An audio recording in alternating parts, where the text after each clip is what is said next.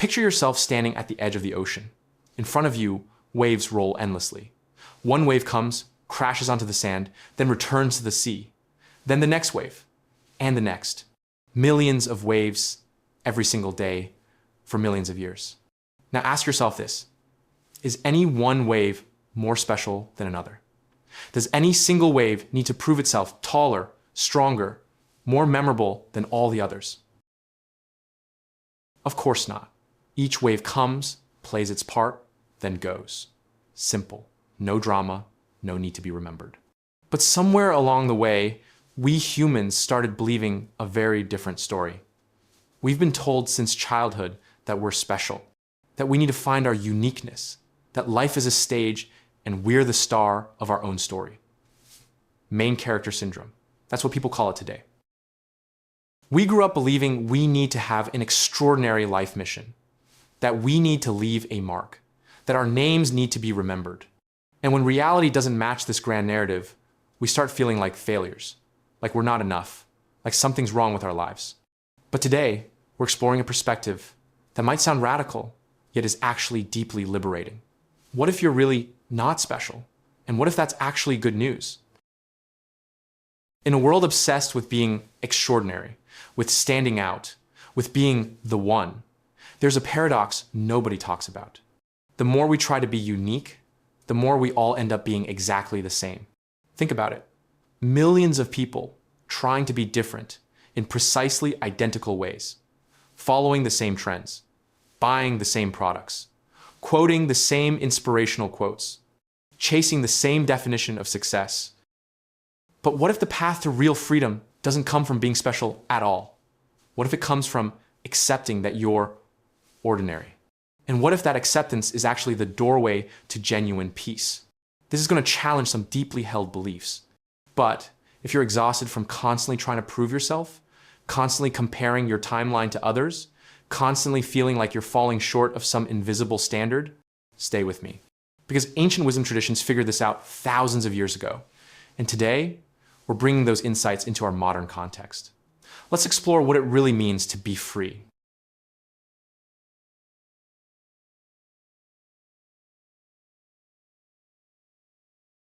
In today's world, there's a constant drumbeat. Be yourself. Find your unique voice. You are special. And here's the paradox. The more everyone tries to be unique, the more everyone becomes exactly the same. Look around on social media. Everyone's documenting their journey. Everyone's sharing their authentic self. Everyone's building their personal brand. But step back for a second. Doesn't it all start to look identical? The same aesthetic, the same captions, the same performance of authenticity. Everyone wants to be the one, the special one, the irreplaceable one, the one who matters. Ancient Taoist philosophy offers a radically different understanding of humanity's place in the universe. Lao Tzu taught that humans aren't the center of everything. We're part of a Tao, the natural flow of existence. Just like waves are part of the ocean, just like leaves are part of the forest. There's no hierarchy of superiority. All beings are fundamentally equal, just functionally different. A bird isn't more special than a blade of grass. A blade of grass isn't more special than a grain of sand. And a grain of sand isn't more special than you or me. Sound nihilistic? It's actually the opposite. This is where true liberation begins. Because when you release the need to be special, you also release the burden that's been exhausting you. The burden of constantly proving yourself. The burden of always looking better than others. The burden of endlessly comparing your life's timeline to everyone else's.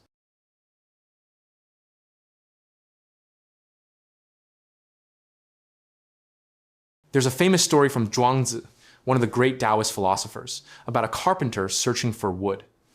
He passes by a massive ancient oak tree growing near a temple.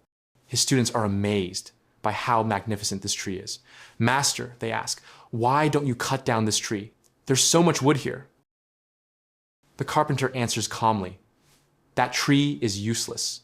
Its wood is twisted and full of knots. If you made it into a boat, it would sink. If you made it into a coffin, it would rot quickly. If you made it into furniture, it would fall apart. That tree is worthless. That's why it's lived for hundreds of years. That night, the tree appears in the carpenter's dream and says, "You compare me to useful trees? Those beautiful fruit trees, as soon as they bear fruit, they're beaten and their branches broken. Their lives become torture because of their usefulness. They die young because they're too valuable. But me, I learned long ago to be useless. I almost died from trying to be useful, but now my uselessness is my greatest use. If I were useful, could I have grown this large?" This story teaches something profound. Sometimes, not trying to be extraordinary is exactly what allows us to live fully and completely.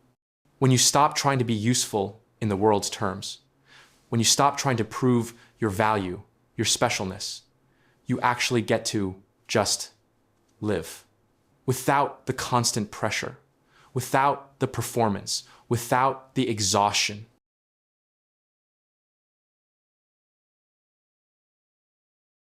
Today, the pressure to be special has been amplified 1,000 times by social media.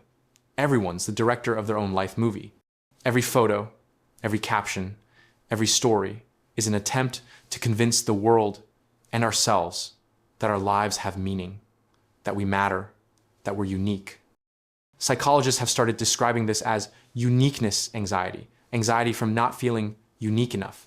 People experience existential crises not because they're unhappy, but because their happiness feels too ordinary, too normal, too average. Let me paint some scenarios you might recognize.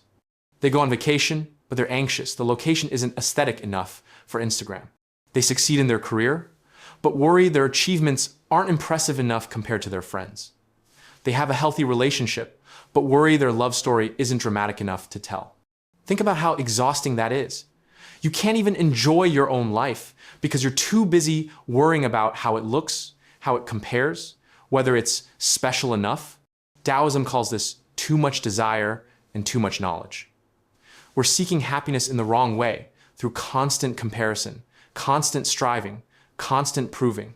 But real happiness comes when we let all of that go.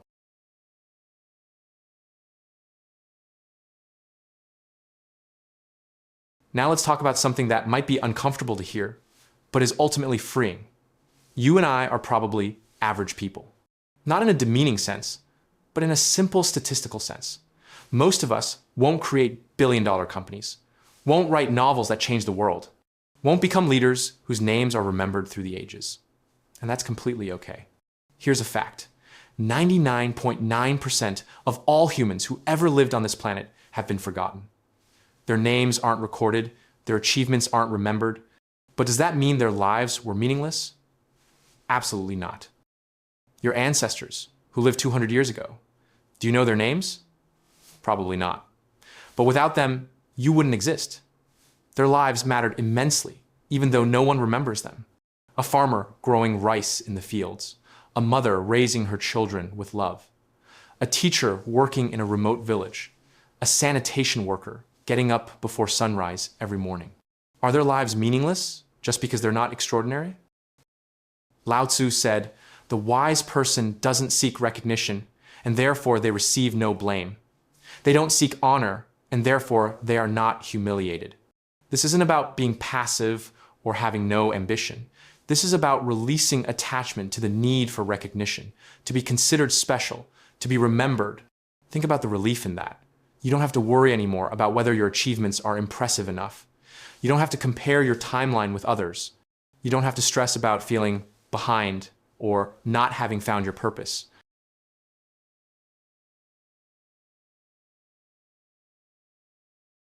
In Taoist teaching, there's a concept called wu wei, often translated as non-action or effortless action. But wu wei doesn't mean doing nothing. Wu wei means doing what needs to be done, without attachment to outcomes, without need for praise, without ego saying, "Look what I did." Imagine water flowing in a river. Water never says, "Look at me, I'm flowing perfectly." Water doesn't compare itself to the river next door. Water doesn't worry if it's clear enough, fast enough, or beautiful enough. Water just flows. It does what's natural to it. And in that simplicity, water becomes the most powerful force in nature. It's the same with life. When you release the need to be special, you can actually do your work better. Because your energy is no longer drained by proving yourself, comparing yourself, worrying about how others see you. An artist who paints not for praise, but because painting is their natural expression. This is Wu Wei. A parent who cares for their child not to win Parent of the Year, but because that's what they naturally want to do. This is Wu Wei. Here's what happens when you embrace this. You wake up in the morning and do your work, whatever it is, with a peaceful heart. Not because that work will make you famous, but because it's what needs doing today. You meet an old friend and you're truly present in the conversation, without constantly thinking about whether your life sounds interesting enough when you talk about it. You enjoy simple moments. A cup of coffee in the morning, sunlight through the window, children laughing in a park, without feeling the need to document it or prove that you appreciate the moment.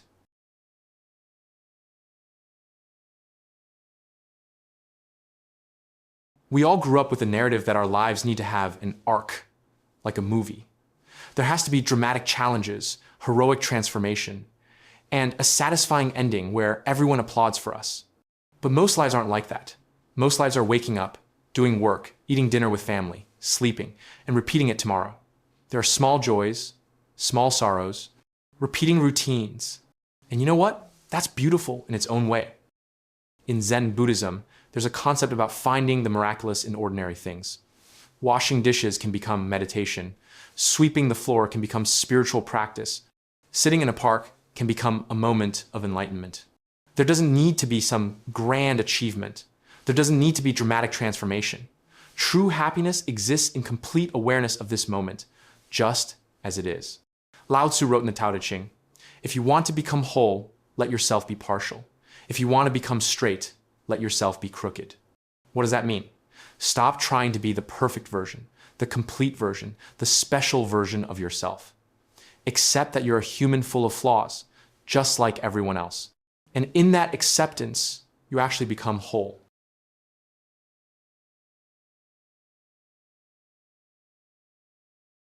There's a perspective from astronomy that's really helpful here. Astronauts call it the overview effect, a shift in awareness that happens when they see Earth from space. From that vantage point, all national borders disappear. All conflicts seem small. All individual ambitions seem insignificant. What remains is the awareness that we're all, without exception, tiny parts of something far, far larger. You, me, and everyone who's ever lived are made of the same material. Stardust that's billions of years old. The atoms in your body used to be part of a star that exploded in a distant galaxy. You are the universe experiencing itself. Does this make your life meaningless? No. Actually, the opposite. It makes every moment a miracle. The fact that you exist, that consciousness emerged in the middle of an infinite cosmic void, that itself is already extraordinary. You don't need to be special. Your existence itself is already special in the truest sense. Not special compared to others, but special in the sense of how impossible, how improbable it is that you're here now experiencing this life.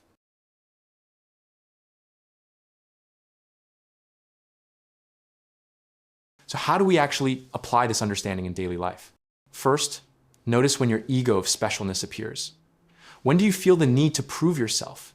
When do you feel envious of others' success? When do you feel not enough? Awareness is the first step. Second, practice cosmic perspective. When you feel like your problems are huge, try zooming out.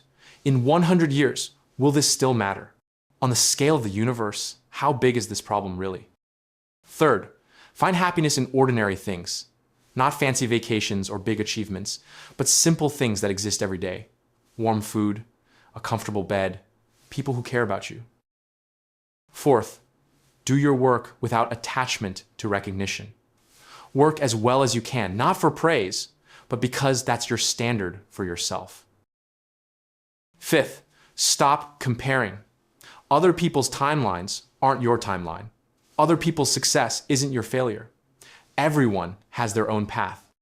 These aren't quick fixes. This is a gradual reprogramming of how you relate to yourself and the world. But each small step compounds.